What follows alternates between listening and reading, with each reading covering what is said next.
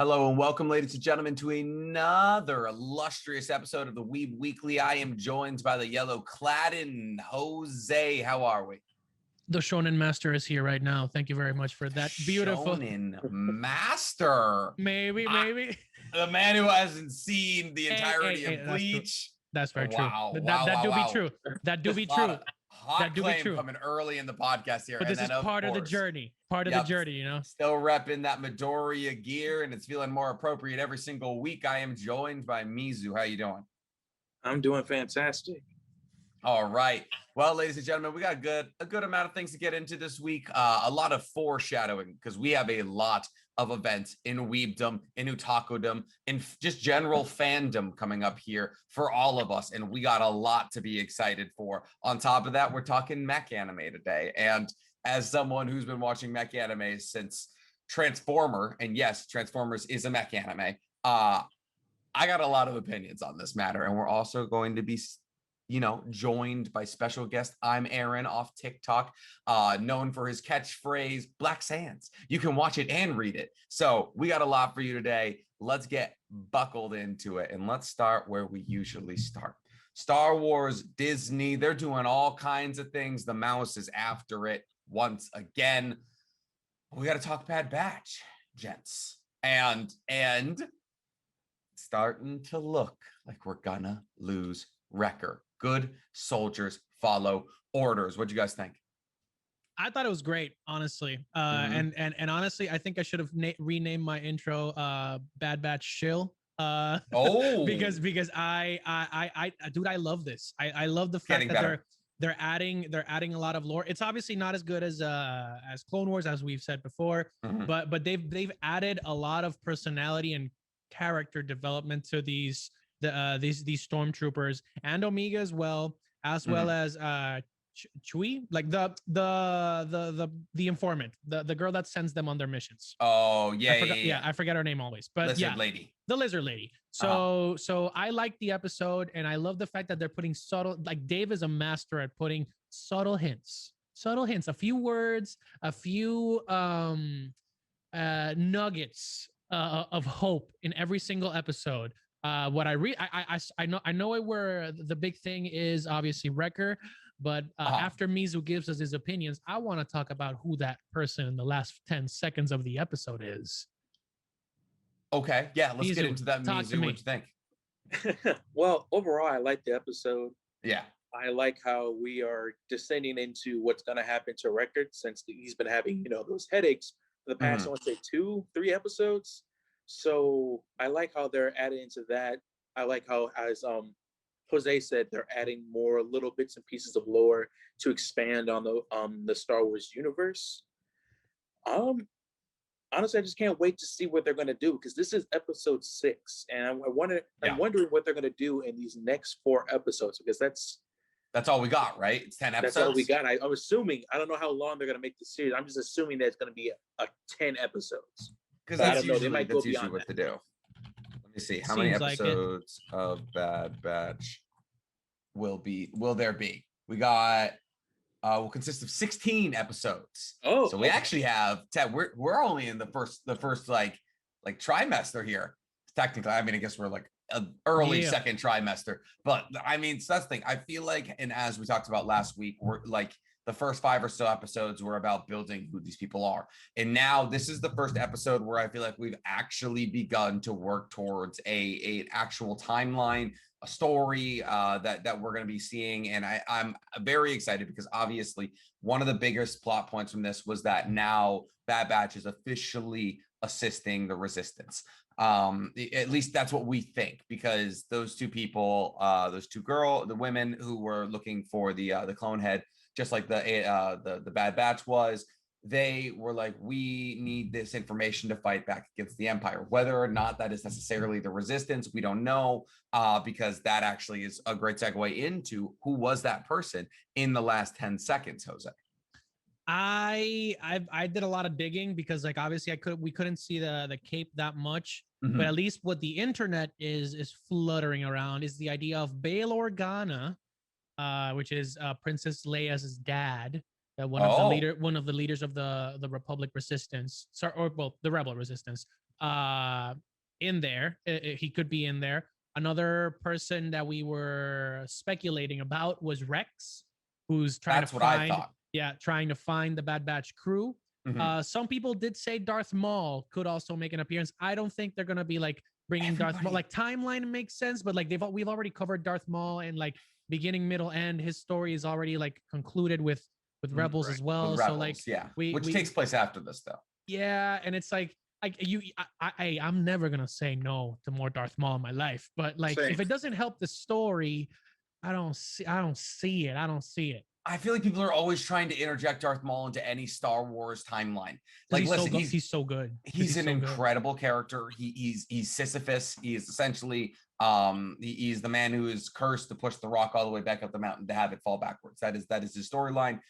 George Lucas loved Greek mythology, and essentially, if you look at the parallels, he's exactly Sisyphus. But I don't see that. I do think it is Rex though, because at the end, she goes like, she's like, I know you've been looking for them, and then earlier she said, Hunter says, we're different. We're not clones that are going to go and kill the Jedi. And she goes, I've heard that before.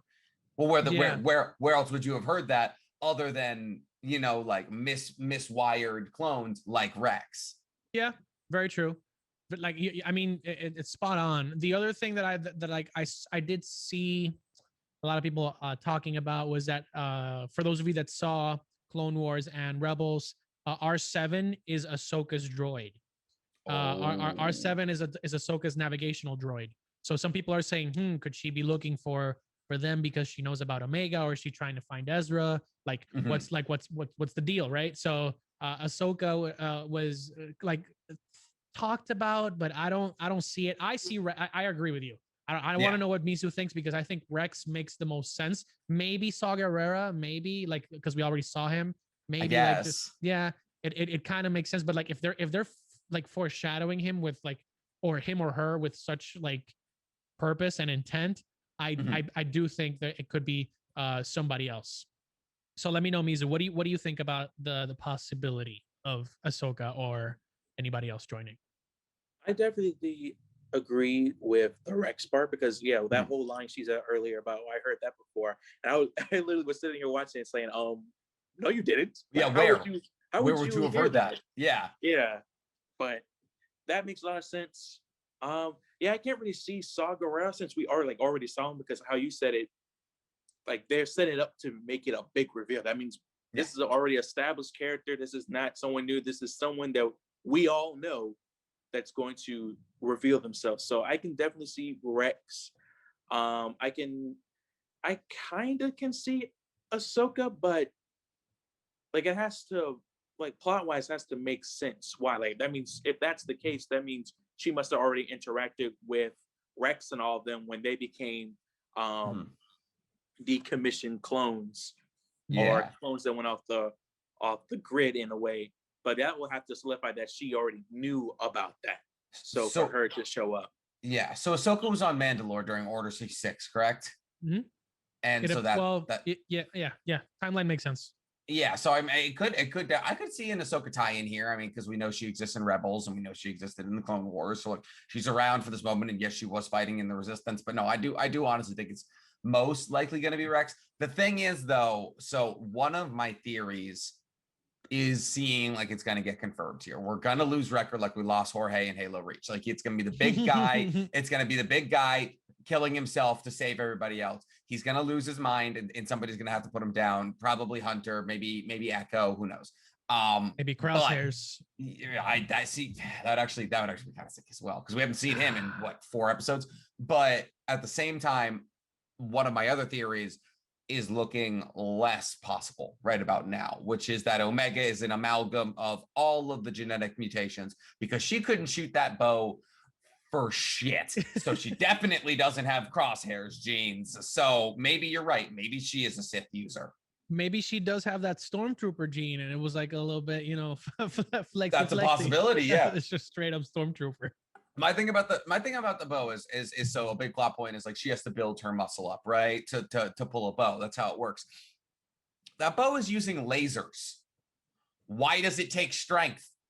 You are pulling light photons and shooting light photons. That is the lightest thing on Earth. Why does it take strength? All I know is George Lucas's world does not obey the laws of physics. I'm going to say it's Star Wars magic. It's science magic. I guess. Movie magic. It's called sci-fi for a reason, man. Think about it. There's no scientific way, unless you can use the argument of maybe there's a possibility that we can obtain telekinesis. The Force doesn't make sense. It's midichlorians, okay? They're small germ-like things, all right? There's a scientific... I'm a microbiologist. I had to take physics classes. You're speaking words that should not be repeated. No midichlorians. There's no such thing as midichlorians. No midichlorians. People who are watching this right now, there's no such thing as midichlorians. Just wipe it out your brain. It's just a force. Cleanse it. The 90s were a weird time for everyone. Okay, fine. We'll move past that. But Wrecker's been shot 3 times now. 3 times in the exact same spot. And that armor is stopping bullets. Like any other droid. And maybe this is the difference between clone troopers and stormtroopers. Any other trooper is dying canonically. How is he still moving? Well, you can say that him being the tank is one of the reasons why. Certainly helps. Armor, and honestly, you can just say maybe plot, we're gonna keep him alive because that's why I think that he's not gonna go out being shot. I feel like he might go out with a literal bang, like he's gonna have to sacrifice himself, and he might just give up and whatever thing or mission they're on that involves explosives, he's gonna probably just blow himself up. Yeah. I mean, their armor is reinforced, so it does make kind of sense. But it's that Sasuke plot armor that you love to talk about. So yeah, exactly right. Yeah, no, the attacks that destroy things on a cellular level just don't attack the cells of your snake. But we are not going to get into this. And then my last thing on the episode was, so they're trying to get information on how to fight the clone troopers, right? Mm-hmm. In the grand scheme of things, that's not that helpful. Not to them, but to they're not us around. Now. They're not around for long. They pretty much disappear in the next couple of years. The thing is, they don't know that. We know that because we've seen everything. At least for them, it's still a big threat because obviously, as we saw, these are the remnants of the separatist army that they're melting into what presumably could be resources for the Death Star. Which is what I think is going to be the main focus of it. But in hindsight, it kind of makes sense that they're going for the droids because the Empire is still young and they're hiding information in plain sight. Yeah. So that they can obviously keep control over different worlds. So it in my opinion, it does make it it's justified. Not necessarily agree with it, but I'll give him a pass. I'll give Dave a pass. What do you think, Mizu? I was gonna say, side note, I did like the fact that they showed us what did they do with the droids after they won and how they they all got melted down or they were used for other things. So I thought that was pretty cool because I was sitting there to myself so they made a shit ton of droids. They did. So where did they go after they the Empire took over? And they all just became the big ball in the sky. The big ball in the sky that gets blown up 3 times. And they have to collect all the pieces of that and melt that down again. No, it was crazy to me, how fast I was they repurposed that. I was that's efficiency right there. I was you didn't miss a step, 1B. You didn't miss a step, capitalizing on a moment here. And unless you guys have anything else to say about the episode, I'd like to talk about 1B. I have one last thing is that we should definitely keep an eye out because they made a very subtle hint because they're going to Corellia, right? And in Corellia, for those of you that know, that's where the great ship of the Star Wars lore, the Millennium Falcon, is made. It's a Corellian light freighter. So they are on their way to Corellia. So don't be surprised if we get a cameo from that Lego bad boy. So I don't know. Maybe we can see actually. Well, technically, we already saw. So you think we're going to see Han Solo? No, not Han, but maybe the ship. Because timeline wise, Han would be what? 5 years that's old? because the Lego. Yep, I'm seeing what you did there. Because it's many Legos. Okay. Yeah, gotcha, bro. Yep. But onward and forward to my hero. Talk to me. Hell yeah. Okay. Well, so Mizu. And we both were talking that we were very excited for this week because it was a brawl and it was going to be a brawl. And I honestly like in what was a relatively fast-paced episode. I actually feel like we learned a lot about specific characters. My biggest thing was Minetta's mobility is kind of sick. Like, it was Gran Torino-esque. That's what I was saying. I kept telling people, like, oh, yes, Mineta is Mineta, but you cannot sleep on this man's quirk. At first, you think his quirk seems stupid. Yeah. But then you think about it and look at the potential it has. And you saw it. Like, man, yeah, it was bouncing around. And like how I said earlier, how he used I think a trash can lid and put like his spheres on it, like vibranium, bounce off the stuff. Yep. Is Mineta Captain America plus Gran Torino? Like what? Like it was very impressive. And then the way that he was doing the co-attacks with the acid girl, Mina. Yeah, Ashido. So that was really, really interesting. But no, it was cool to see in that short time span them actually power scaling characters, because until this point, the most serious feat we had seen Mineta actually have was against Miss Midnight, and even that wasn't anything necessarily that impressive. So that was really cool. I mean, just in generalities, what'd you think about the episode? The one thing I appreciate overall about My Hero is that it really does give people time to shine, not just the main character. Because think about it, that whole match could have been in a stereotypical shonen. That whole match could have gone to Deku, as in Deku does all the work. He's the one who gets them away.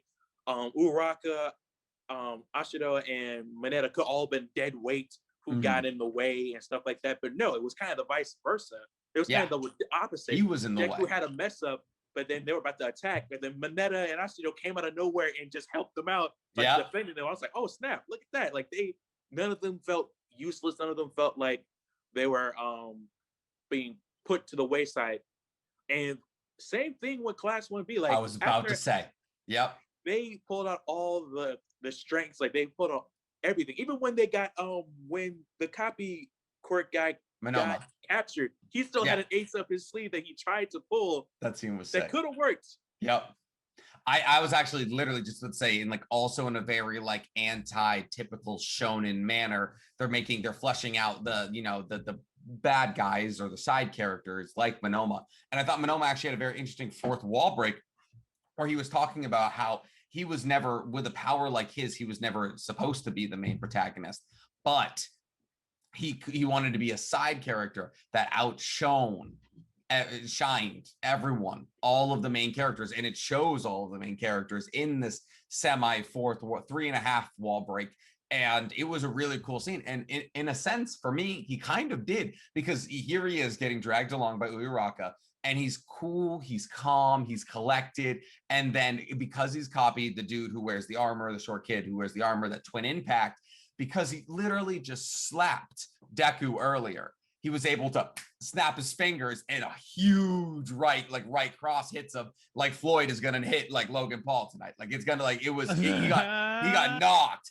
And so that was a really cool scene. And I think this arc has actually, in an example of how to write like an anti-hero very well, has actually made me kind of like Monoma. Like he is written kind of as the anti-1A, like anti-hero. You know, he's supposed to be like Bakugo-esque, but like instead of hating Deku, he hates 1A. But he was written so well, and like he went through this like thing like, oh, how can Bakugo change like that? And now we can copy 4 quirks for 10 minutes. That is so powerful. And on top of that, if he uses a quirk, let's say he copies what is it, deconstruct and construct. If he uses that on something outside of it being human, it will stay like that after he's done with the quirk, which is insane. Like he essentially has an access to every single quirk, and he can use them for eternity, essentially. Except for One for All. Which, okay, so they said was he bluffing, or could he actually just not copy One for All? So he said, so Uraka was saying that he was bluffing, but what he said is that he did touch Deku, but he said he couldn't activate it. Yeah. So is that because his body isn't trained for it, or you think there's something specific about One for All that didn't allow him to? It's pretty much, I would say it's both. It's both that not only can he not like do it because like I guess One for All has that whole little thing where I guess it can't be copied, and on top of that, even if he could, like Deku being aware, like, oh snap, he is not trained to use it. His arms are going to kill himself or hurt himself, blow a limb off if he tried to use it. Could you imagine if like MHA just went there and he like goes to throw a punch with One for All and his arm just explodes? That would have been crazy. I mean, I guess he could have just copied, like he probably just could have copied someone's quirk and grown his arm back.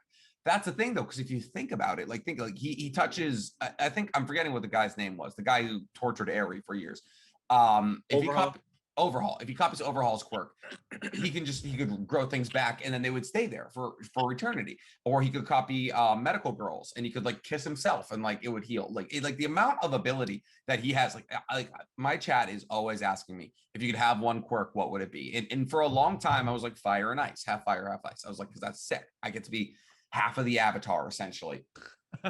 True. But why at this point, why wouldn't you choose Monoma? Actually, we got an episode in there. We got a question in there. That's a nice question right there. What quirk would you take? We got a question there, but for the future, I'm feeling like I'm leaning towards Monoma. My last couple of things were it was a good moment for Shinzo, his fight against Deku.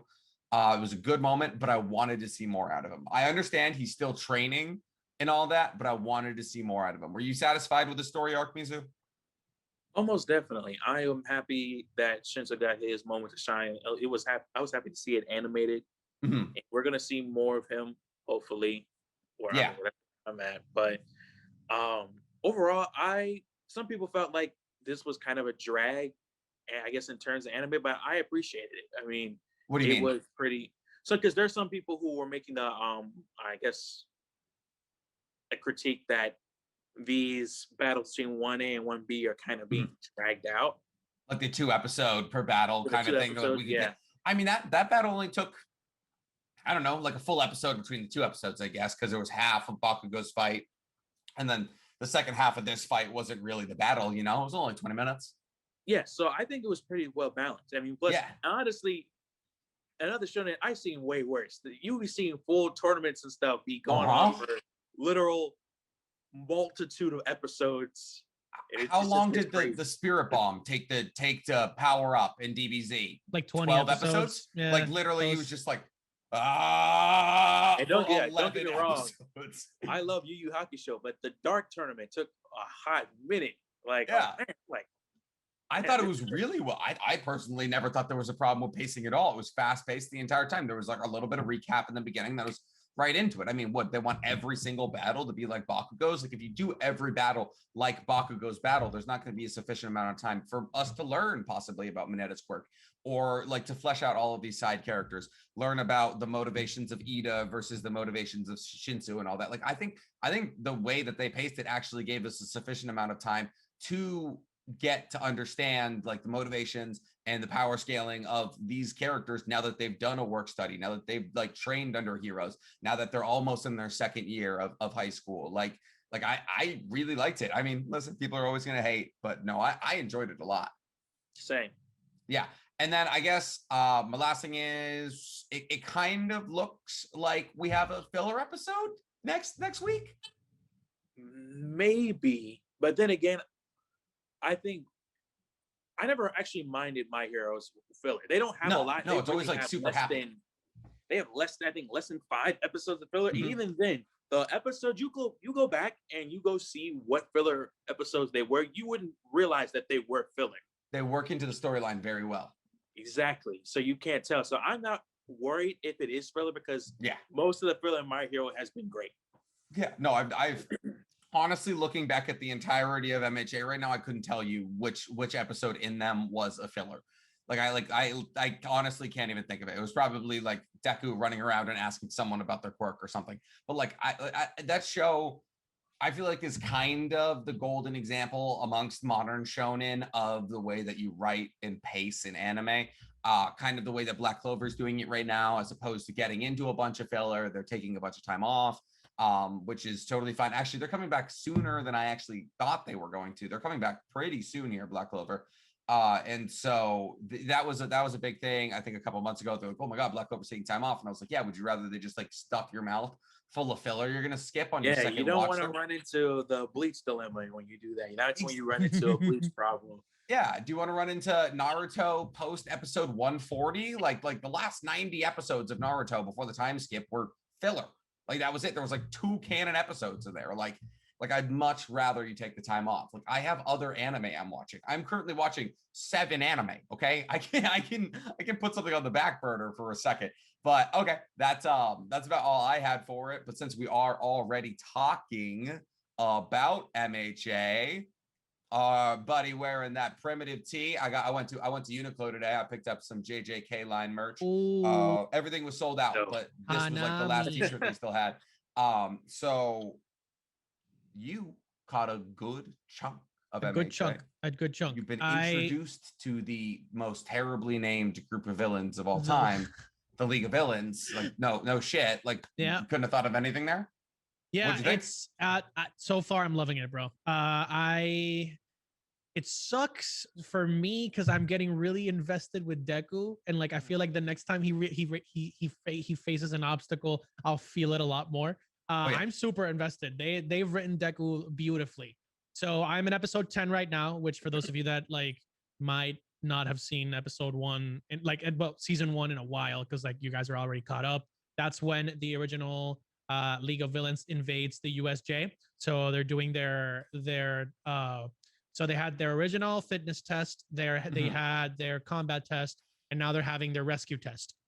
Yes. Right. So they were supposed to do that, and then Mr. Kurogiri brings them like with the space stone of quirks, I guess. Yeah, he's got that portal. And they basically do an Avengers Endgame right in the middle of a fucking stadium, which is great. Like setup. I love to see it. Yeah. But so far, I have my opinions. So Uraraka is awesome. I feel like she's really wholesome. Yeah, never really changes. Actually, she just had a pretty good episode. Deku's cool. Generally. I love Ida's armor.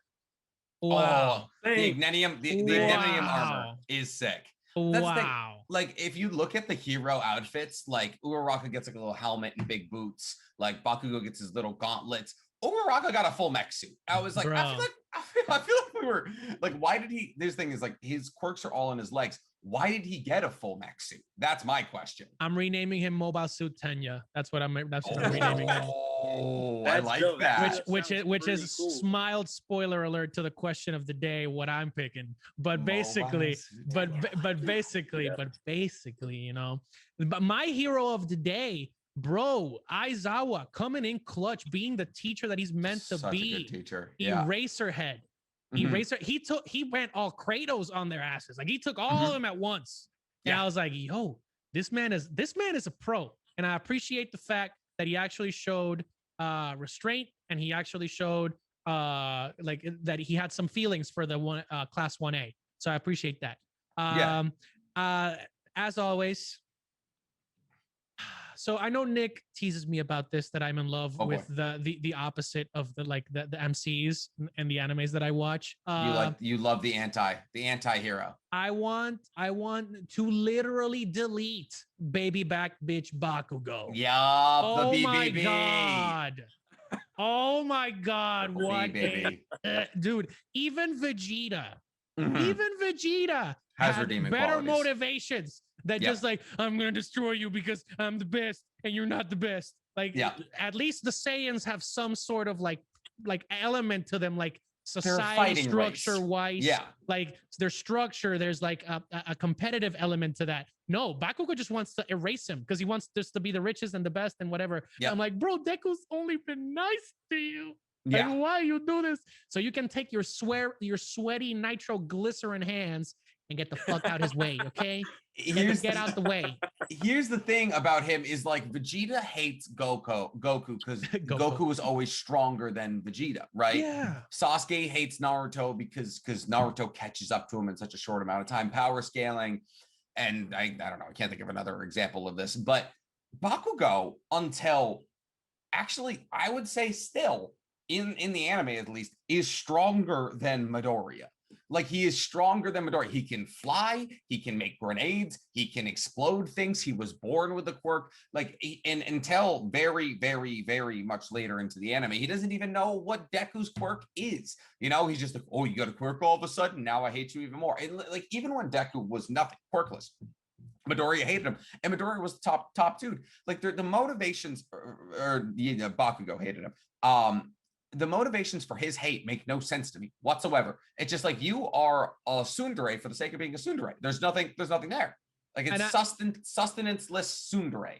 I feel that. I feel that. The other thing is that like Deku is so selfless that he even tells the man, like, oh yeah, I have one for all. It's like, yeah, yep. I'm like, bro, what the fuck? Like, what are you saying? What are you doing? Like, why would you reveal this? I mean, I'm guessing there's gonna be like some reveals and stuff. I don't want to spoil it. I'm gonna catch up at my pace. I'm gonna get there. I'm extremely excited to see the Todoroki train pick up, because that man, every time he's opened his mouth 3 times so far, and every time it's been fire.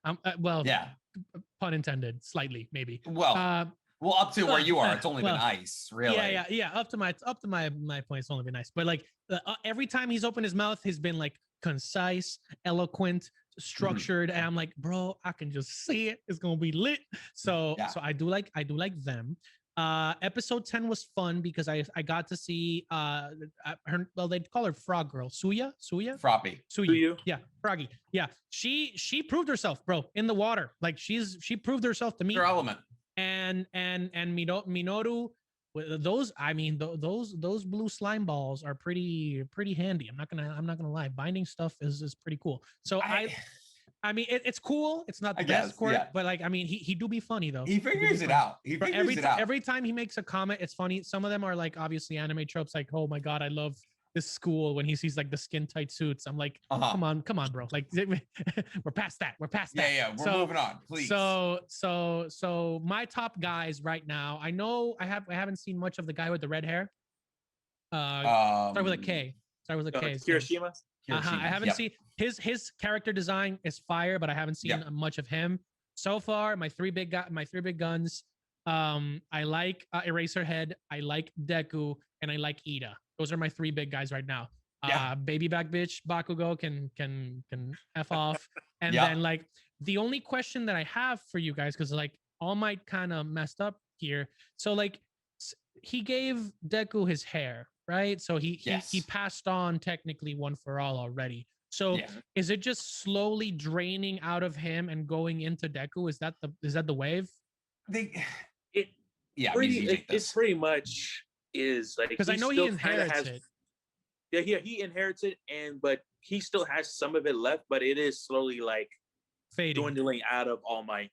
Okay, but don't tell me if it kills him yet, because I don't want to know. I don't want to know. It's not so much that like passing it on does. It's kind of like when you think of it as like a fire. Like the brighter, like there's like only a certain volume of fire can exist. So it's like, but it was already dwindling out of All Might prior to him passing because it of the injury. That's the thing. Because of the injury, exactly. So it wasn't so much that like passing it on is like draining it from him. It's that All Might was getting weaker, and now he's passing it on, and like there's like a certain It's like the reincarnations of Indra and Hashira. Like it's like there can only really be one. Like they can co-inhabit for a little bit, but But it's not an Avatar situation where you need to basically go 6 feet under to pass on the title. No. He doesn't need to die or anything like that. Like he's still around in the anime that like where me and Mizu He's still alive in the manga too. Yeah. So okay, but you're good. Don't worry. You're not losing a minute. And like for me, dude, I love All Might just for the. I mean, the character's cool and all. But like, bro, it's just really fun to like just be listening in, and then it's like I see him like change from like the Piccolo voice to the Vegeta voice, and I'm like, oh, I love this shit. It's like, like when he's like small, like he's the frail version of All Might. He's Piccolo, and then when he gets up, like you can hear the Vegeta in it, and I'm like, oh, I know what's coming. It's the same voice actor both ways, right? Yeah, for all 3. Yes. I think he does all 3. So he does Piccolo, Vegeta, and All Might. And a lot more people. I know he's. We talked about this too. I think. Yeah, we talked about it like time. Yeah. That's crazy. But yeah, no, I mean, I'm happy you like it. He's an incredible character, and trust me, he's not even done using All for One yet. So or One for All. So you got some time with All Might. Trust me, you got nothing to fear losing him there. But dude, that's awesome. Sure. I'm happy to hear that. So we're gonna get a little bit more. You got more coming up. You haven't even met Snipe, Stain, Muscular, all these people. Oh my goodness. Yes. I can't wait to just watch you experience these things because there's MHA moments, and it's very rare that an anime gives you those goosebumps, you know. And so MHA is full of those moments. But we have other things to talk about today that actually are not animated. We saw some real life, real action news. Little MCU, DC news. We're getting comic book things, but in real life, Disney opened Avengers World. The Avengers campus, baby. And it looks incredible if you like standing in line for 4.5 hours. At least it'll take people away from Rise of the Resistance, which means I can go there now. Exactly. For real. So, what, Mizu? Yeah, I've been seeing videos on it, and it's insane because one of the things that they're using throughout the campus, you see Spider-Man like swinging around. I was just about to talk about this. And that's, mind you guys, that's not CGI. That's not something that's actually a cast member. It's actually not even a cast member because it's actually a robot. I realized this because it's a type of robot. So robot. I watched a video a couple of years back, and it was from Business Insider, and they were talking about this robot that they're going to be using for stunts that normal humans can't do. And it was pretty cool. It's a pretty cool video. Type in, I don't know, type in Business Insider robot stunt, and it explains how it works. It can do all types of things like swinging from things. You can catapult it in the air and could do like a superhero pose if it wanted to. And it's been well-rounded stunt prototype. And that's what literally Disney the plot used. Of Bibby. Oh, that's awesome. So Disney, I guess, copped one of those and used it to do all Spider-Man swinging throughout the campus. Yeah, I'd love to see it. This is literally the plot of Bibby of the Fluorite Eyes. This is I kid you not. It's Neoland. Neoland exists, which is essentially Disneyland. And the first ever autonomous AI is a bot that they buy to sing to the crowd. And it's just Disney. It starts at Disney. All right, Disney's gonna do their own Westworld. I'm putting for sure. my tin foil hat on. It starts at Disney. They have the money, but yes, no, it's incredible. So they have a cast member who does like all the talking on top of a building. He's like Peter Parker. He like trips over some stuff, and then Spider-Man does this huge swing from one building to another. Yep. And it's like 50 vertical feet, and he like lands, and then another cast member remembers over there, and he climbs over, and he's like, "Ow, that hurt," and that was it. But it looks crazy. I will be there in early July. They're also building the biggest indoor roller coaster, at least that Disney's ever done. It's bigger than It's slated to be Tron. It's slated to beat the Tron ride. Like it's slated to be one of like the top new marvels in theme park engineering that will compete with Shanghai's Tron ride, which is like insane. That I think. But there's also a Doctor Strange live show. Obviously the Guardians of the Galaxy ride, which is the new Tower of Terror, which looks phenomenal. And I want to be there. Wait, did they get rid of the Tower of Terror? And then they replaced it with that? At least the one in California, I think so. Crazy. Damn. But I mean, it makes sense because I mean you still have it in Universal Studios. Sorry, not Universal. In Hollywood World. Studios in Disney World. But like I'm personally pro change. And for example, Tower of Terror is good because I mean you have the Twilight Zone already in Disney Plus. Like the Twilight Zone is a very iconic part of the TV history. But honestly, bro, like we already have the Haunted Mansion, and if you want more horror stuff, just watch like Coraline again. Like we needed some Avengers stuff. They needed some Avengers stuff. Of course. So when you said that they're making a whole new indoor roller coaster, you said it's going to be Tron theme or it's going to be competing? It's bigger than Shanghai's Tron. Bigger and / better with technology than Tron, and it will supposedly it'll incorporate parts of the technology that is used in Rise of the Resistance, where it just like shifts stuff and like moves around. That's crazy. So it moves around in like not 3 dimensions because it would move back. Yeah, but basically it has three for an indoor roller coaster. It has it has like it has 360s, it has full loops, it has everything like that, which hasn't happened in like a huge indoor roller coaster at least yet. So that's I'm excited about that. Because there's that Star Wars one at Disneyland.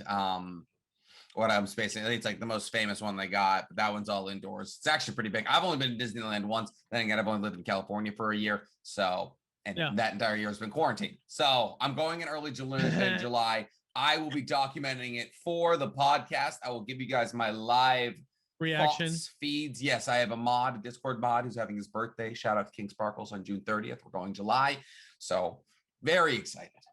Maybe we'll get there eventually and be all together. Yes. We can all get Dole Whips. When you said Tron, I thought they were revitalizing it. So it made me think that, are they trying to revitalize the Tron? Because remember, they had Tron movies. Are they going to do Tron? Mm-hmm. Oh, well, no. I mean, the ride is amazing. Like, apparently, like the people that I've talked to that have been at the ride in Shanghai for Tron, it's ridiculous. Like, it goes over 60 miles per hour, which is unheard of. Like, it's the only Disney ride that goes to that level, like Universal style speeds. So it's legit. And if they're competing with that in California, they're one more reason for me to go to Cali, bro. Hey, so come on down, my guy. Come on down. I'll be in LA in a month, so I'll be waiting.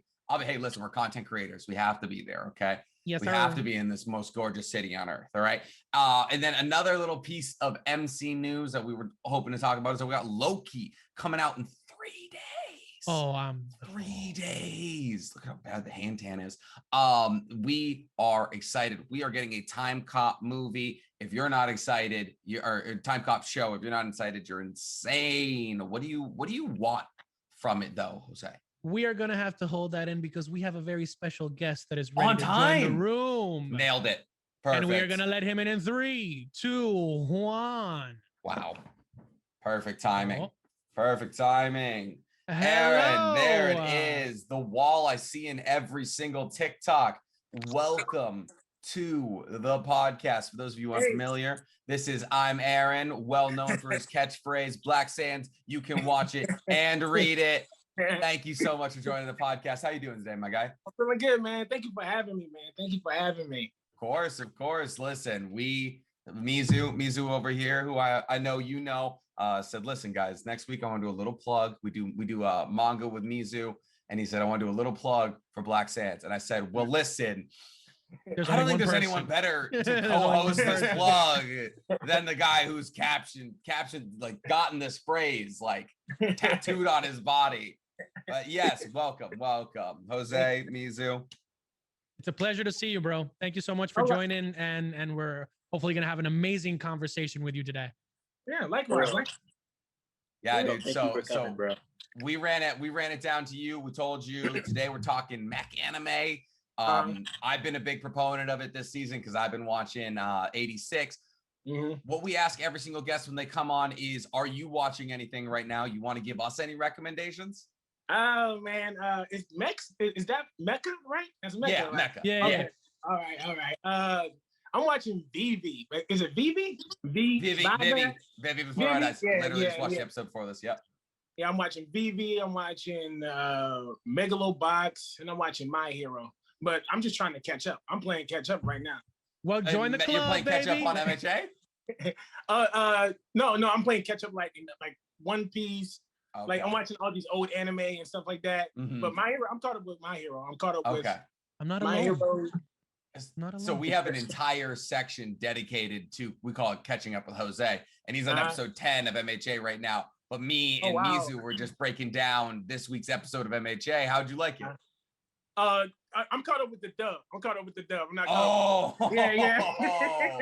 He can't read. This is Weeb Weekly exclusive. Aaron is illiterate. No, I'm kidding. No, my eyes. When I read it, my eye, like one eye go up and one go down. Retweet. I can't do this. I can't do this anymore. Okay, awesome. Megalobox is incredible. If you guys haven't seen it, it's a boxing anime. It's really good. It's on Netflix, right? I'm watching it on Funimation. I'm not so sure if it's on Netflix or not, though. Okay. Oh, I might be thinking there was another one which is also a mech boxing anime. But awesome, dude. All right. So like I said, the topic for today, basically what we do is we break down TV shows and then we talk about like one interesting topic for the week. So this one is all-time favorite. Doesn't have to be what you think is the best of all time, just your all-time favorite mech anime. And I'm gonna go ahead and get us started here. Listen, I'm gonna open with one because I have two, but I know I have a feeling one of you is going to have my second one, but none of you are going to have my first one. So my all-time favorite mech anime is coming out right goddamn now. Okay, 86 on Crunchyroll is a masterpiece. I talk about this every week. Look at my other co-host's eyes just glaze over as I talk about this. But 86 is an incredible allegorical story about fascism, power dynamics, and it tells one linear storyline through the eyes of multiple different people. One person who is essentially what I said was Aryan, and can see like the world for like how fucked up it is, and then people who are actually fighting on the front lines. And this week, I kid you not, this is actually my winner. Little shout out to the end of the show here. My winner for this week was 86 because they dropped the best episode of anime this year, bar none. Bar none. The best episode of anime this year just came out, 86. This show will go down. This show will go down with the Norigamis, with the Mirai Nikkis as one of the least, like most underappreciated shows in the history of anime. I kid you not. It is a mech anime. It is a mech anime with no CGI. No CGI, okay? I'm sorry. Okay. I can't do CGI. Just like Aaron can't do words, I can't do CGI, okay? I'm sorry. I'm sorry. All right, Aaron.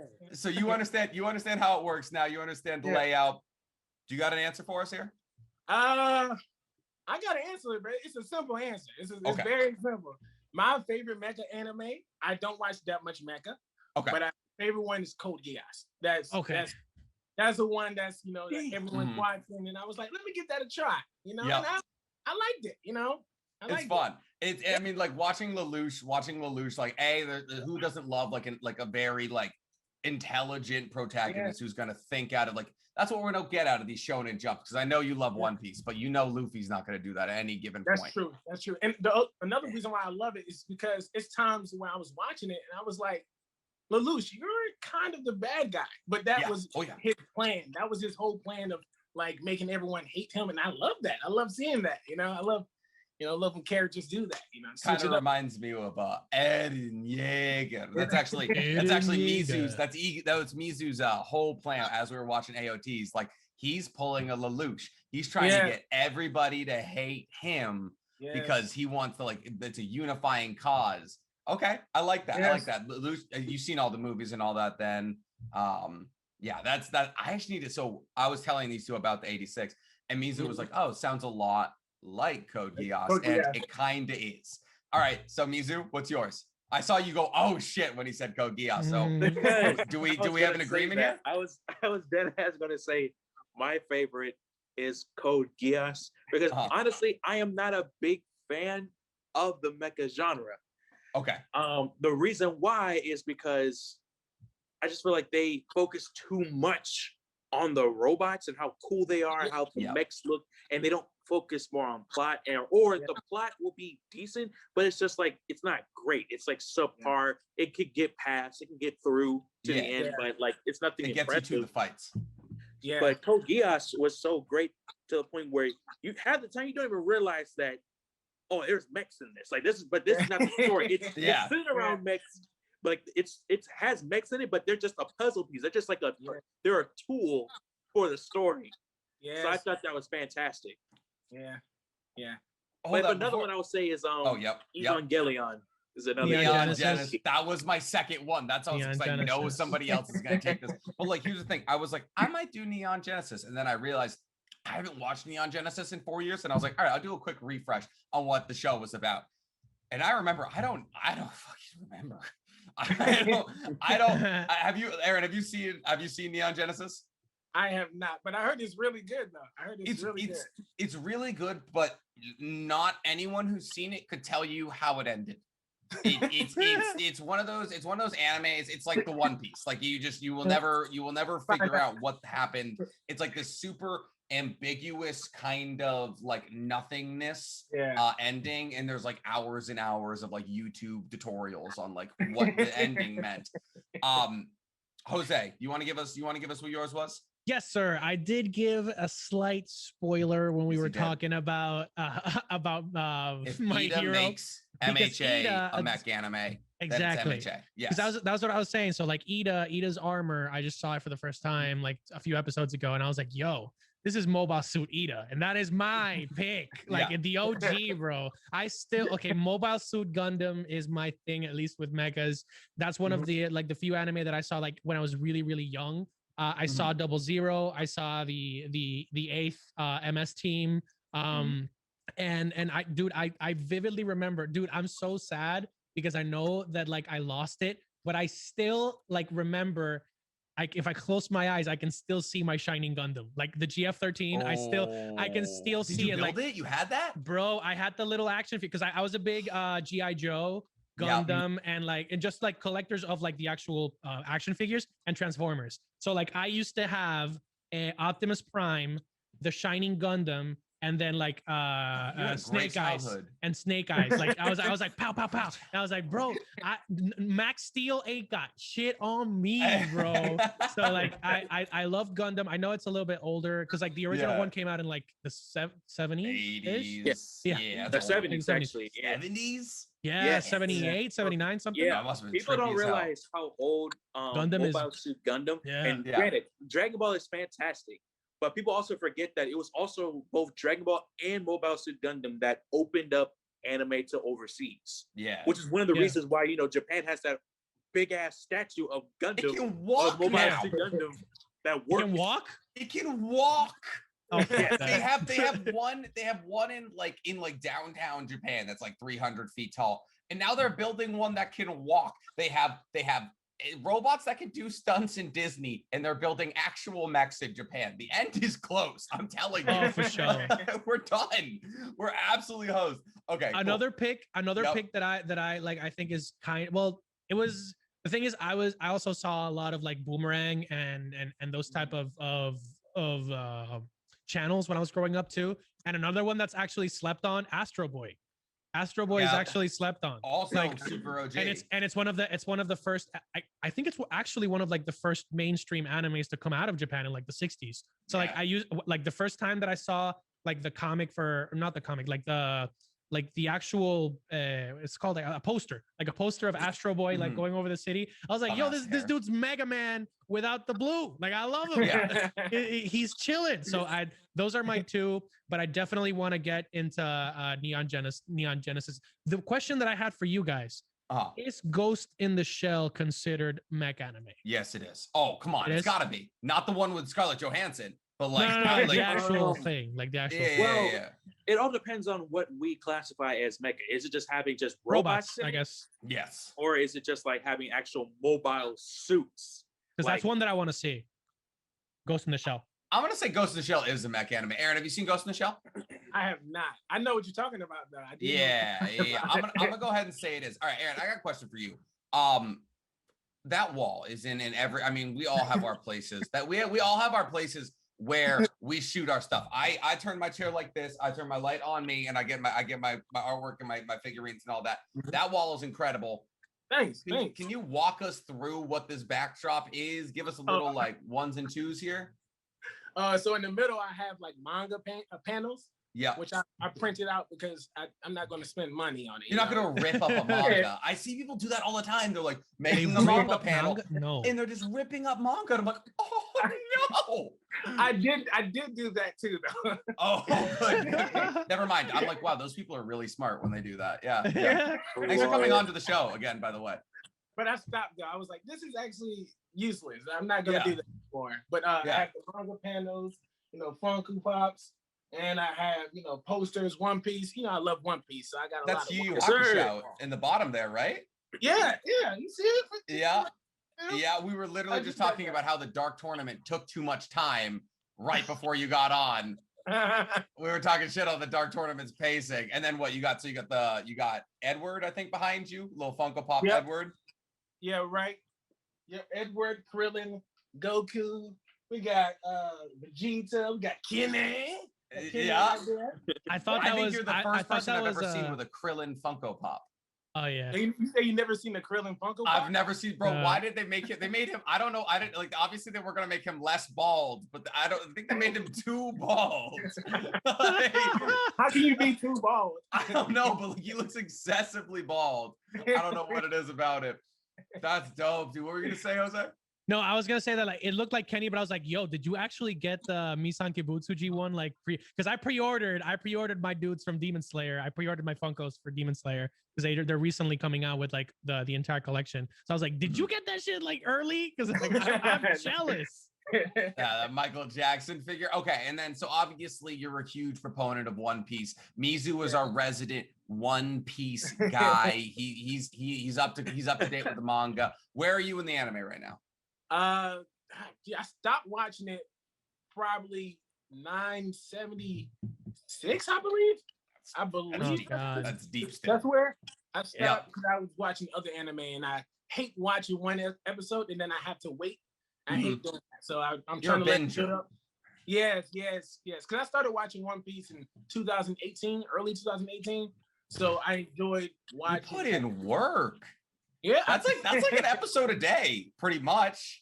I watch at least like at least 7 a day. Oh, 7 a day. Yeah. Like, all right. So this is, I mean, and Mizu probably has got better. I'm only at episode 150. Mizu's probably got better questions about One Piece for you. But, and this is as contrived as it gets and as campy as it gets. But what do you think the One Piece is? Oh, man. Man. Are you one of those people who's like, it's the friends we made along the way? I hope not. I hope okay, good. If that's the case, then One Piece is going to go down. Because now I'm thinking actually Naruto might be the best anime ever made. I don't know. I'm thinking on it. I don't know. I don't know. Or what do you want it to be?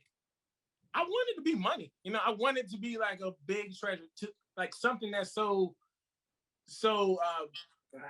I don't know, so amazing that it separates Luffy and his crew from every other pirate crew, you know, that separates Goldie from everybody else. You know, I wanted to be something amazing. I haven't really thought about it, you know, like exactly what it is, because I don't keep you up at night.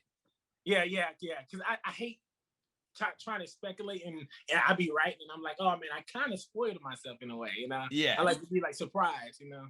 So I mean, Mizu, I actually don't know if I've ever even asked you that question. Well, I will say that this is one of the reasons why I love the creator of One Piece, Oda, is because he will ask those questions and he confirmed that it is not friendship. It is not nothing like that. It's an actual physical thing, he said. It's a physical thing.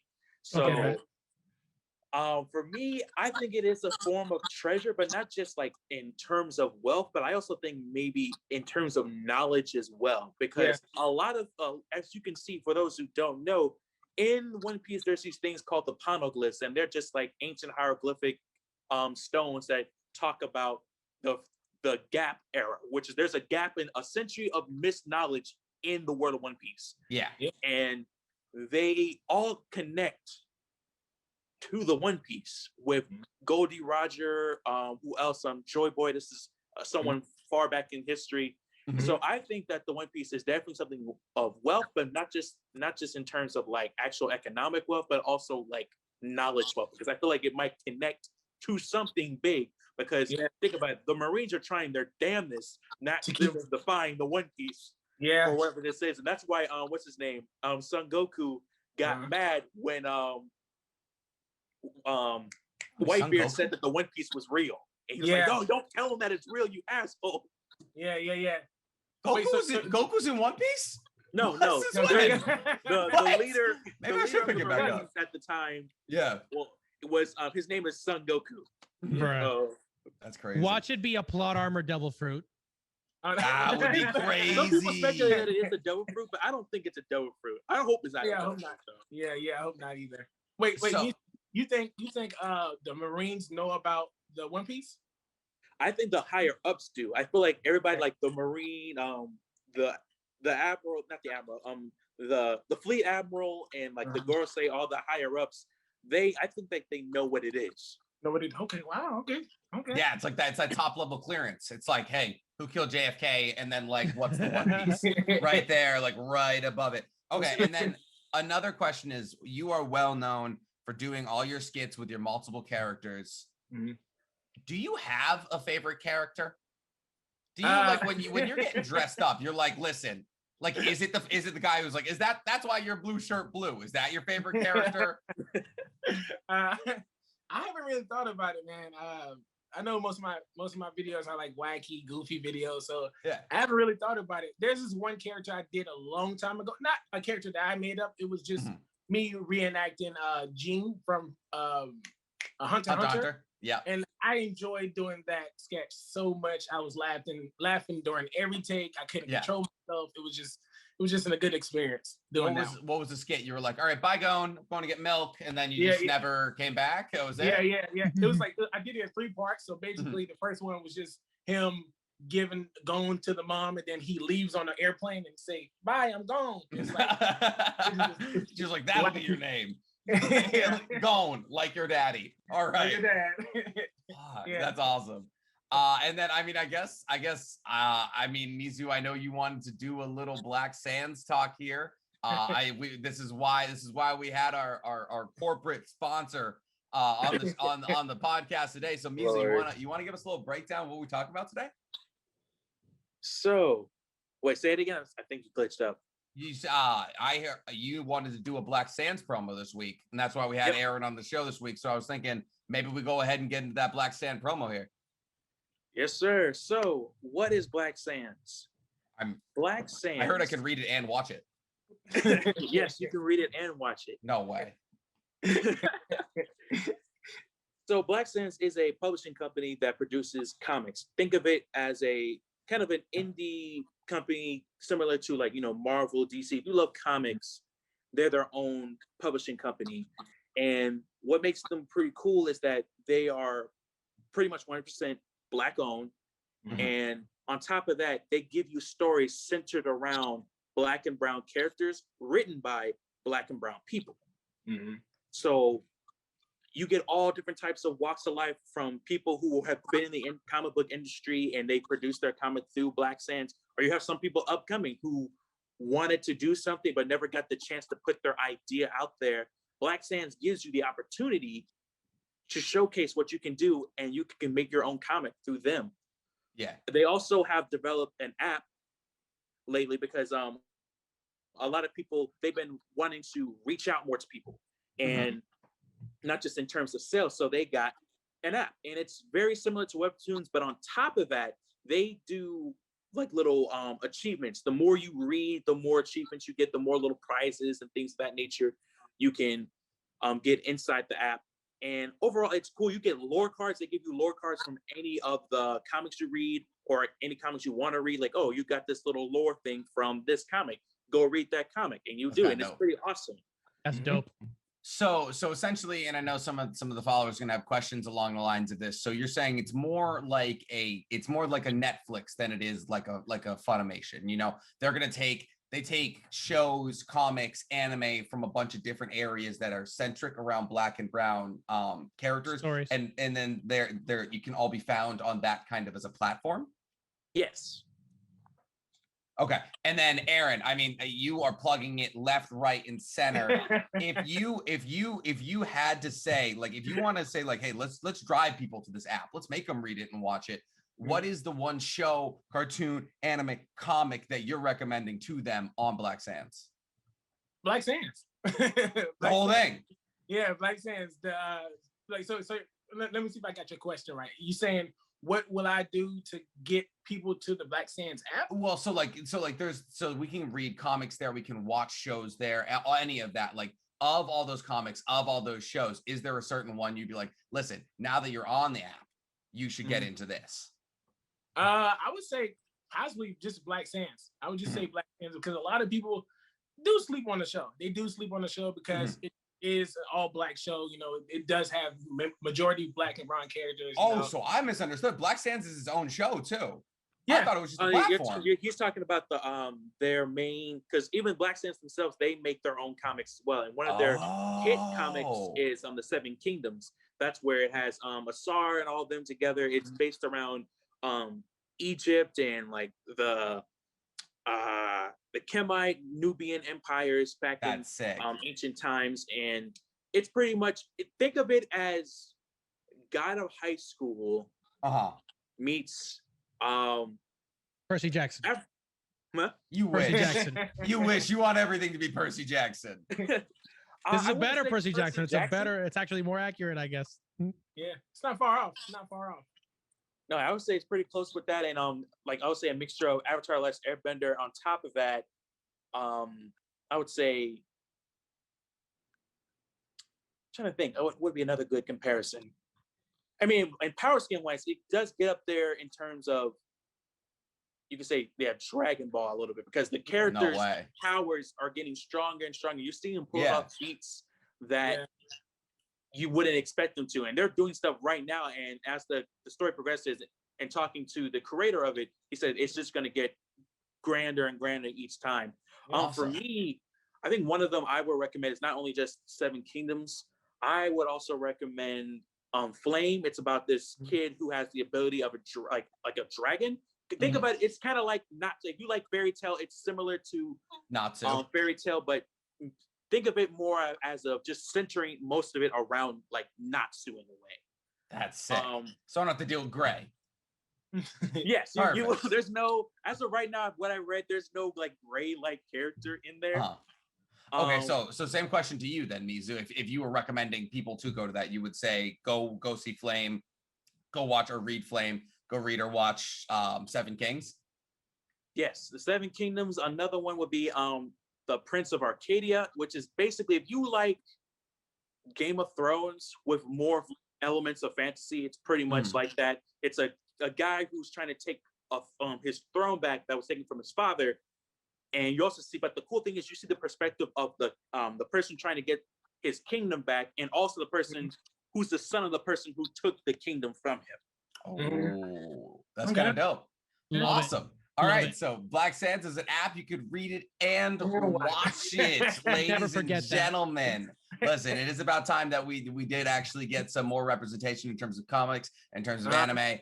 We've talked about Yasuke. We've talked about other prominent roles where we're not getting the representation that we necessarily want. We're talking about Castlevania, where we had Isaac. We did get the representation that we necessarily wanted. So yes, if you are looking for an amalgamation, a grouping of all the content of people who are Black and brown and in the best way possible, Black Sands. Okay, Aaron, coming up here, we have a little section that we like to call winners and losers. Okay, and it's pretty self-explanatory. You're more than free to stick around if you'd like, but essentially what we do is each one of us has a winner and a loser for the week. Someone who we think has won the week, someone who we think has lost the week. Okay, and so to give a little example here, let's say when Mortal Kombat came out, Warner Brothers was the loser of the week. Okay, but in October, Jose will be the winner of the week because we're getting Snake Eyes, the movie. Yeah. Get it? So I'll go first here. My loser of the week, and because you two said you were going to watch To Your Eternity, is Goo Goo again. Because To Your Eternity is reminding us that it is drastically sad, and it is talking about body dysmorphia and freaks and beasts and all that. Goo Goo is essentially a side character from the newest anime of the seasonal variety. And he gets his face crushed with a rock. But this episode, he's like, you know what? I'm running away from home. Takes his face off. But everyone's just like spends the entire episode being like, you are fucking hideous. And then he gets like kicked out of his family, all his money stolen. His girlfriend likes another guy. I have never seen someone down as preposterously as Goo Goo is. And then my winner for the week is going to be, like I gave a little hint earlier, 86. Because oh my god, guys, imagine Akame ga Kill plus Darling in the Franxx. Okay, imagine a show that takes itself as seriously as Akame ga Kill with the animation and an interesting story like building of Darling in the Franxx, and you are getting like it's I don't even know what to expect at this point because every week they throw you a curveball and it's something new, and we've gotten to the point where the main characters are now separating from the station and the situation that we had seen them, and now we're going into some crazy off something, and I am so excited. So that is my winner, but at the same time it's a loser because he's just getting no love. I made 3-part TikTok sitting in my draft right now trying to give it love. So I will bring this show to the forefront first and foremost. All right, Aaron, do you understand where we're going here? I believe so. I believe so. Yeah. You got any feelings about some winners and losers for the week? I got a winner. I do got a winner. Let's go.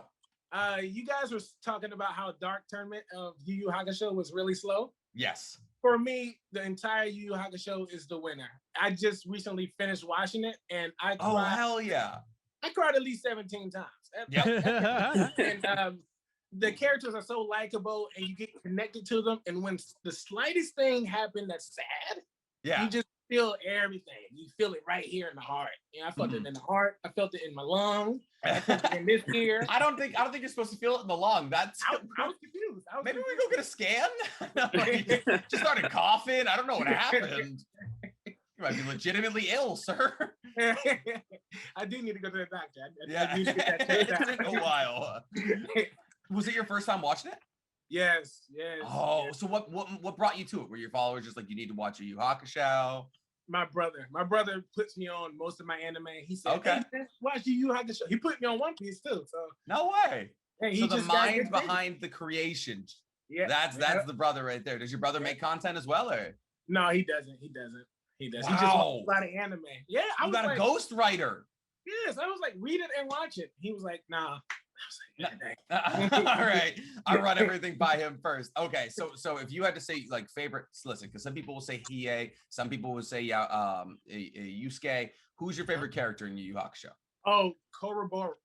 Hey, yes. Yeah, I just got his. Hold on one second. I just got his. Look at this here. As soon as I finished it, I bought the Funko Pop. I said, I gotta get it. Yo, I gotta get it. Every time he got on camera, it's like, because he's not the strongest, actually the weakest out of all of them. Yeah, and he fights and he goes all out, and it's so inspirational. You know, it's like I don't have to be the strongest to make a difference. You know, so wow, that's deep. That's deep. Yeah, that's where the lung was. That's where you felt it in the lungs. That is deep. See, I've always loved him, but mostly because of the pompadour. That's the thing. Yeah. Like that was what 90s anime did right. Like main characters with pompadours. Yes. And my thing is like anime hair is unrealistic, but like, did the pompadour ever really exist? Like there was no way that actually, like, how would you do that? You can ask the 80s. You can ask the 80s about that. Really? You got eyes on pompadours before? Bro, yeah. I've seen some people rocking the mullet and the pompadour, and I'm like, damn, that's bold. At the same time, party in the front and party in the back. Wow. All right, Jose, Mizu, you guys got winners and losers for the week? Oh, I got so many, bro. So Mizu, if you wanna lead us off, because I gotta collect my thoughts. That's too many. I got you. So I'm gonna start with my loser. My loser is gonna have to be Record from Bad Batch because my man's kind of losing his mind. Yep. And CTE, I'm telling you, it's CTE. Aaron, have you heard about Bad Batch at all? I've never heard of it, actually. I'm gonna be honest. So it's this new Star Wars TV show come out essentially about these clones who are defective from Order 66. Really good. Highly recommend you have it. If you have Disney Plus, if not, use one of the sites. But very, very good if you're interested in Star Wars lore. But okay, Misa, keep going off. And honestly, I do not see him surviving throughout the rest of the show. You might as well just have your little reminisce about the guy. He's I think he's going. I'll be surprised if he does live. Yeah, I'll be shocked if he does. It would be a big time twist. I don't think, like we said, I don't think any of them are going to make it. But he's certainly going to be the first. What type of crazy is he? Is he like psycho crazy? Oh no. It's not. He's not crazy. So in the clone, in Star Wars, the clones go I wouldn't say psycho, but their chip that they all have in their brains goes off because it was set there So they one day will kill the Jedi. And that's how they kill them, is they do Order 66. But the Bad Batch group, their squad 99, their chips didn't go off, except for one of them whose chip was slowly but surely was getting turned on, and he is now on the opposite side. But we also have been seeing Record, his chip, because he's been having headaches, and we're kind of seeing his chip go on because he's starting saying good soldiers follow orders. So he's kind of going into the, you could say the trance, the brainwashing. Yeah, he's losing it. Becoming a clone trooper. Did you ever play did you ever play Halo Reach? Aaron, did you ever play Halo? I played Halo, but I don't know the name. I just know it's Halo 1, Halo 2. You know, okay. Halo 3. All right. So essentially, there's a big ripped character. That's who Wrecker is. He has a genetic mutation to be really big. There's a big ripped character in Reach that pushes a bomb into a ship and kills himself during it. That's essentially how we think he's gonna go out, with a bang. So is that why it's called Bad Batch? Because it's like the chip is like, because the chip's bad. Exactly. Yeah. See, he's catching on, ladies and gentlemen. He's catching on. Exactly. All right, you got anybody else? So my winner will have to be, honestly, just Deku's whole team plus Shinzo, because they pulled off what they did, and it's fantastic. Like I said earlier, I love how My Hero showcases all their characters, not just the main character, not just the rival. Even Mineta. Like, even Mineta had a time to shine, which is like, you would think they would just sidebar him, but he had a moment. And I was like, that is dope. That is fantastic. And on top of that, Shinzo coming a long way. Getting trained up. Being able to accomplish what he's able to accomplish. And of course, learning under specifically Aizawa, it's pretty dope. Yeah. So, Aaron, where is the dub for MHA right now? So right now I'm at the part where Class A is fighting Class B. Okay, so I think they have four total fights. I believe 4 total fights. I'm on the 3rd one, and right now I like it. I do like it. I do like that they have a lot of characters, but I feel like that's a flaw for me, because if you have too many characters, and that too, but I can't really get connected to one character. You know, if I can't. If I can't explore the ups and downs with one character, you know, because you spend so much time with other. I feel like they put Shoto and Bakugo on the back burners, you know, for other characters to shine. And I get it. That's possible. Yeah, actually, I agree with that. No, I do. Like, if once it's about width, not depth with them currently. Like, I know a lot about Todoroki, like Ida, like Bakugo, Deku, Uraraka. Jesus, keeps going. So I mean, I guess so. Actually, now that we're talking about it, so we actually heard recently, Mizu and me were talking about earlier in the podcast, that some people are having problems with how this season has been paced. Some people are saying that the fights, like, these fights don't need 2 episodes. It could be faster. Do you feel that way at all? I completely agree. Agree.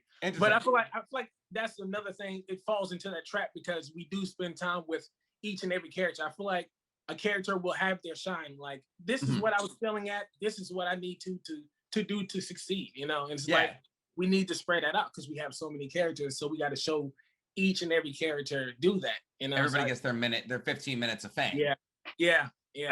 So I think one of the reasons why is because there's also going to rope in Black Clover with this, because both the creators of My Hero and Black Clover were both influenced or inspired by Naruto. Yeah. But the reason why is that, but they also acknowledge Naruto's faults. Like, they looked at the fact that Naruto had all these characters, but none of them really did anything.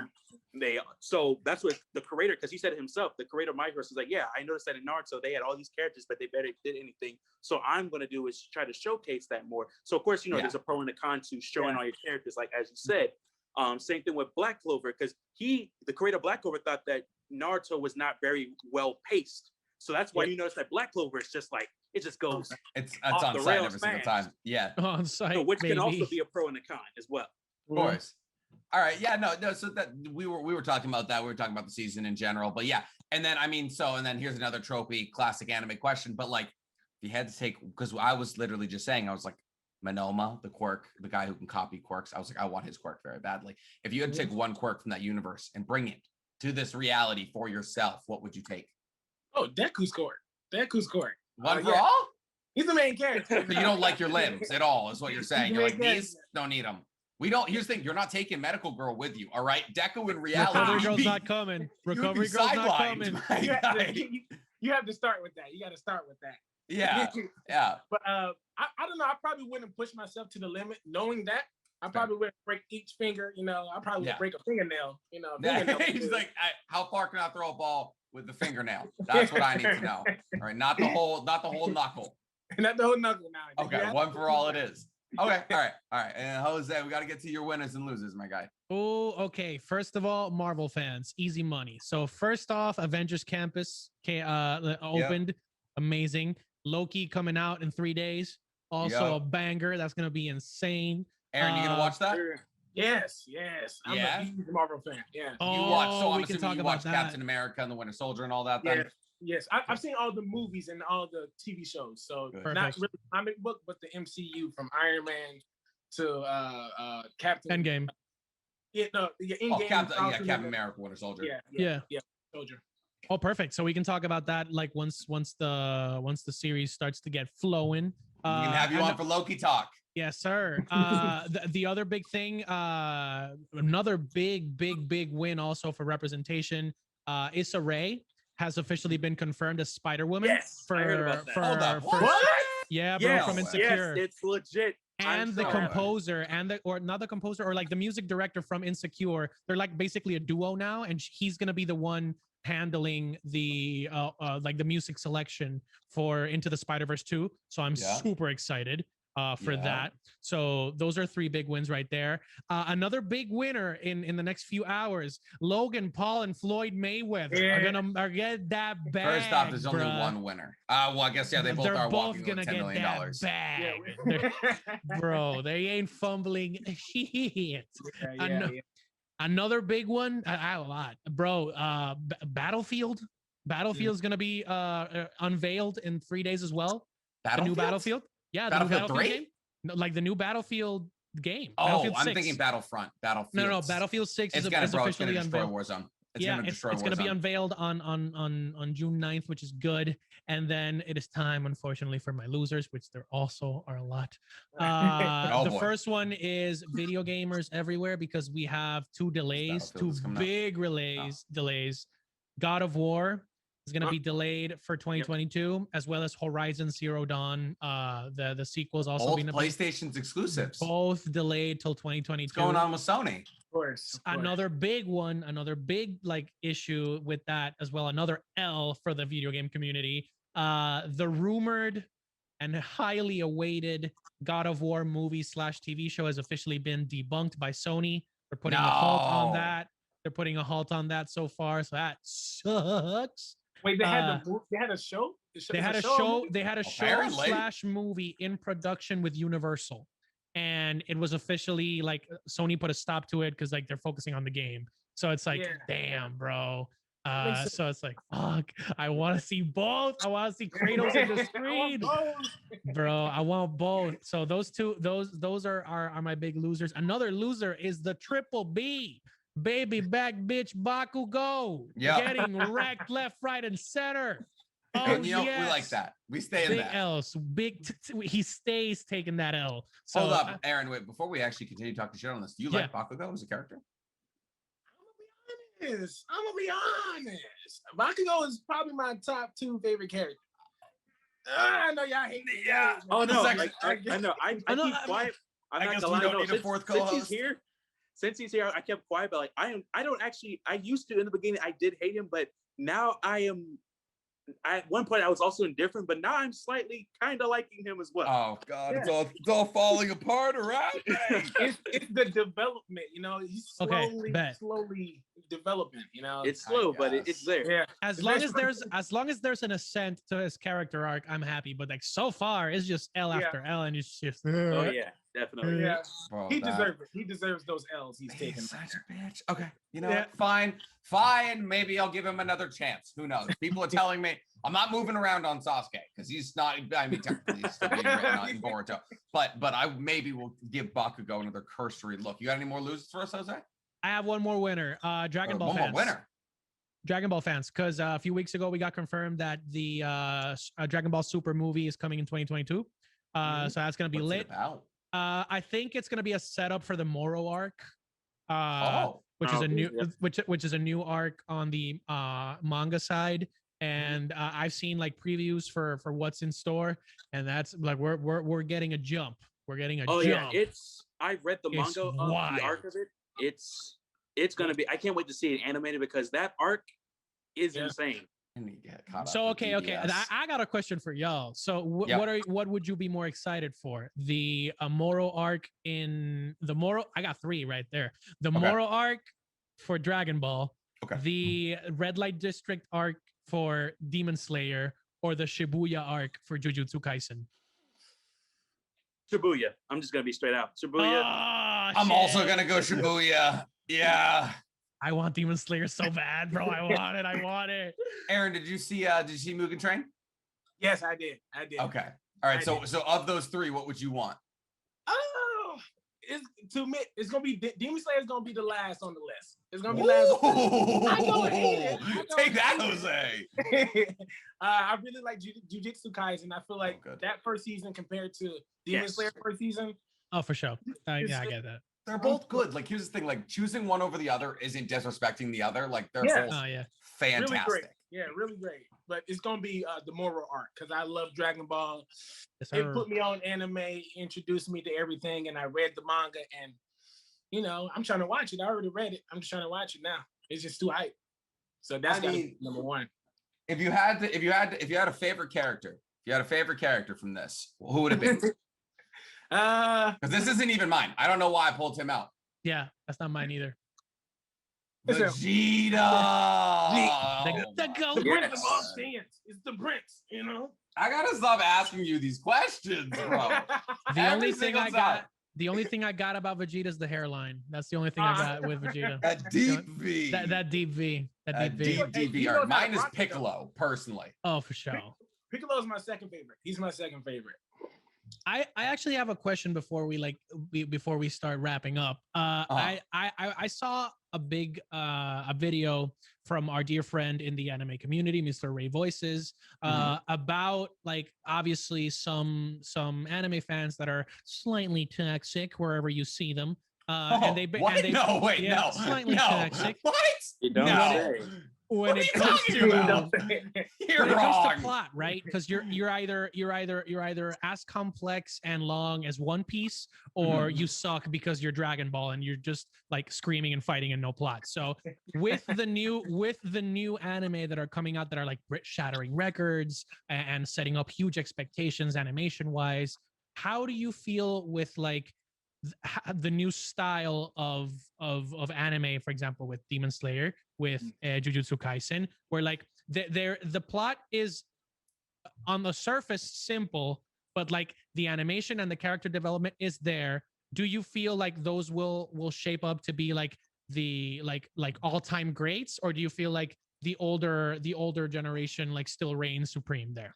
This is gonna get me fucking canceled, but we're in the golden days right now. We're in the golden days. I'm sorry. So? Like, listen, like this generate. Let's not get it twisted at all. This generation is built on the backs of 750 episode shonens. But Black Clover, Jujutsu Kaisen, Demon Slayer, MHA, AOT, these right here, 150 episode.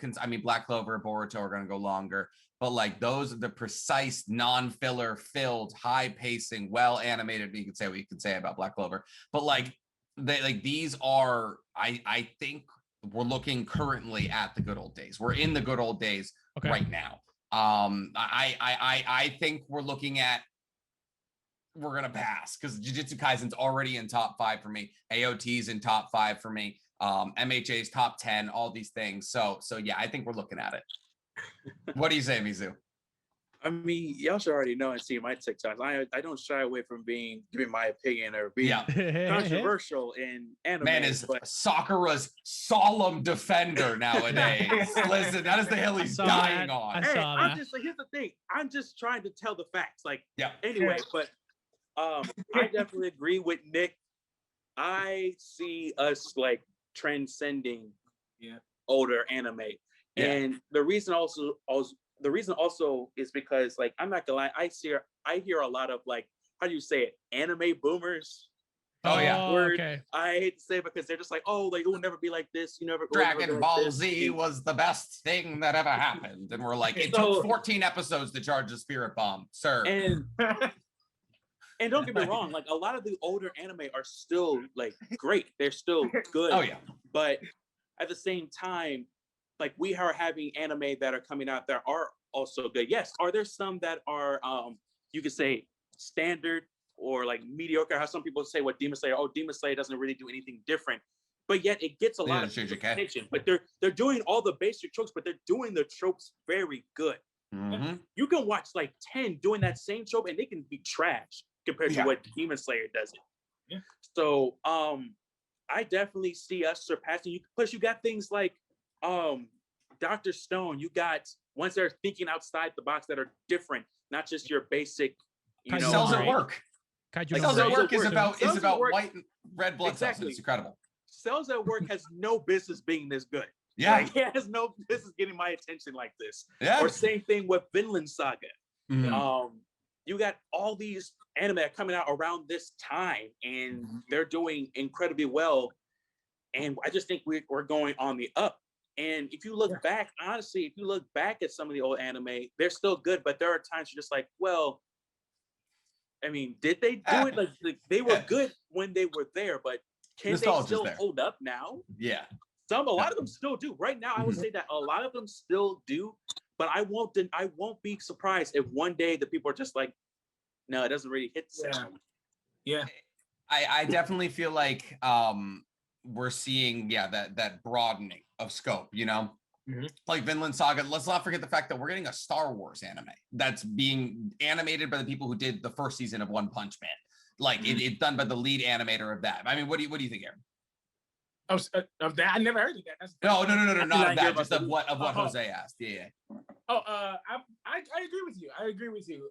But I believe the reason for that is because they're producing so much anime now. Anime is like the thing. A lot of people are, the bigger the crowd gets, the more money, the more stuff that we can produce, the more ideas we can come up with.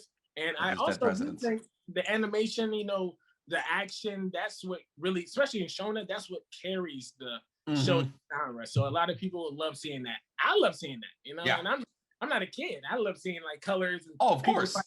Yeah. I mean, we're all kids at heart, but Jujutsu Kaisen wasn't doable 15 years ago. Like that was the best we had in 2006 was probably, I don't even know, probably Gurren Lagann or something like that. That was like the animation of standard.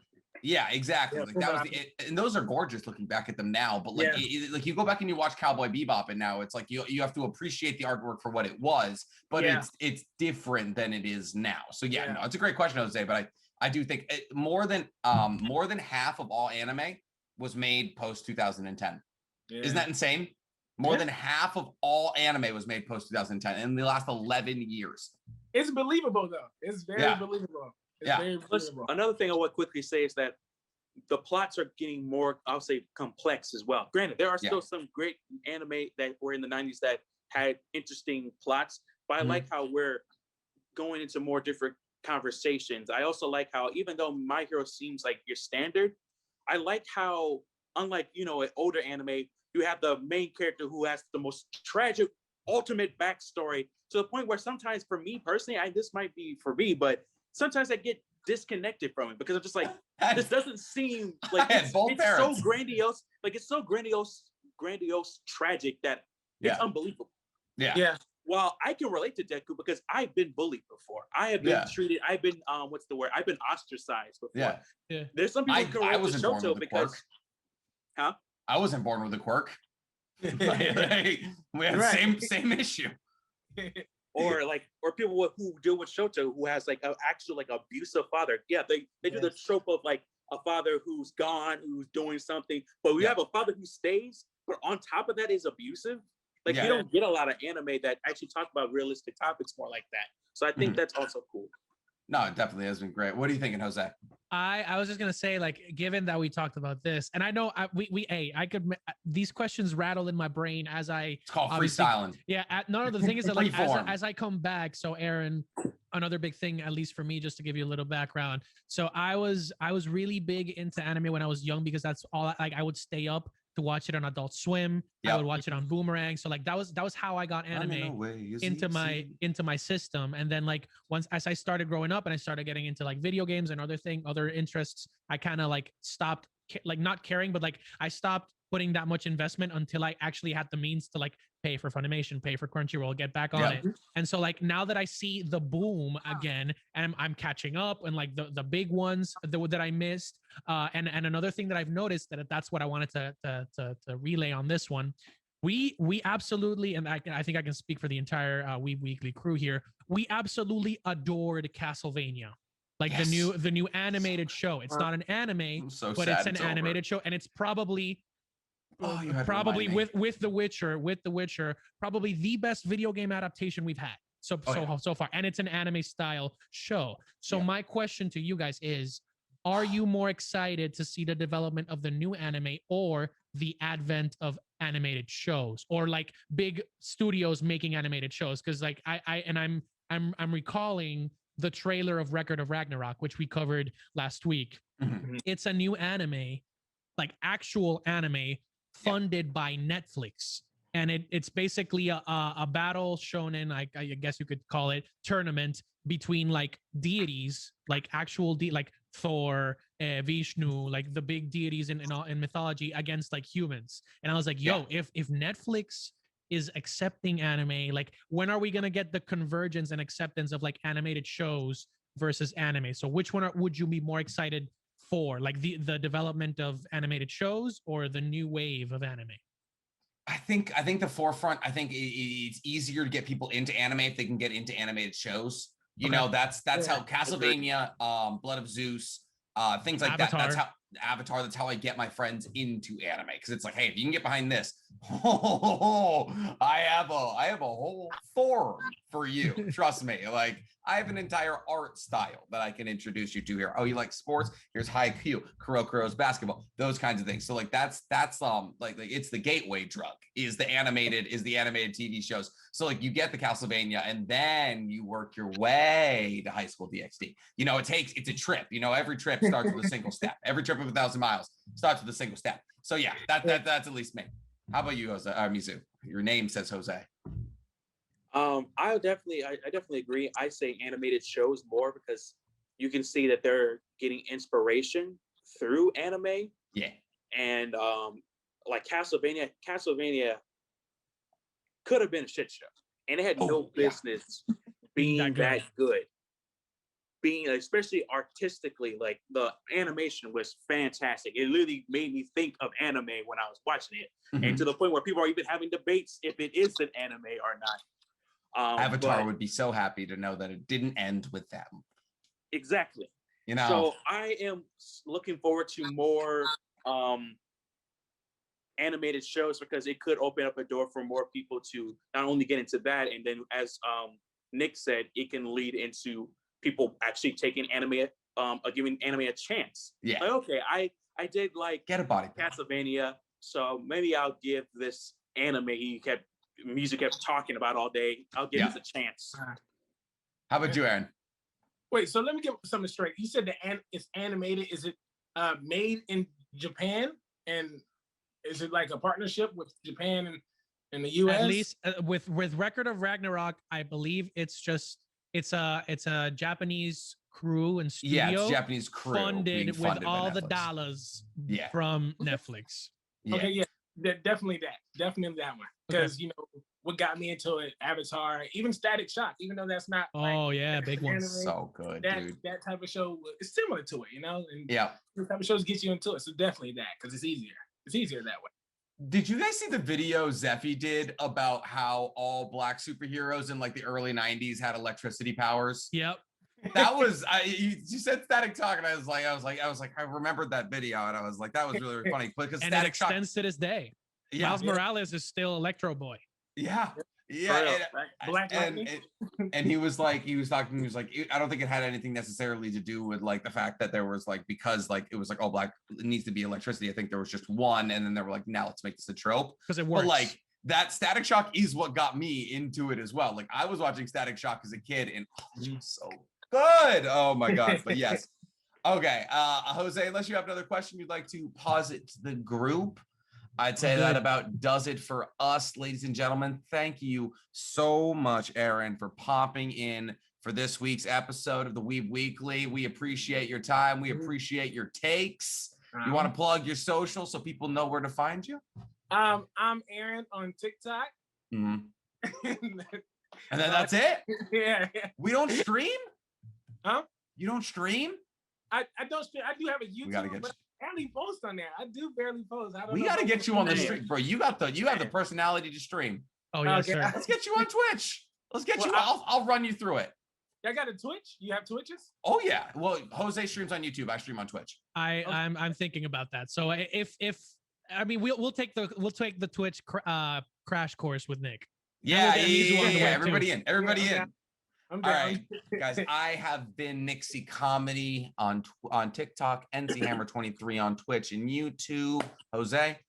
My name is I'm Tropical Joe on Instagram and TikTok, The Tropical Joe everywhere else. And always remember, Black Sands, you can read it and watch it. You can read it and watch it. How many things can you say about that? And then Mizu. I am Mizu Shogun on TikTok, Instagram, and YouTube. Incredible, guys. Thank you so much. For real, definitely go check out, download the Black Sands app.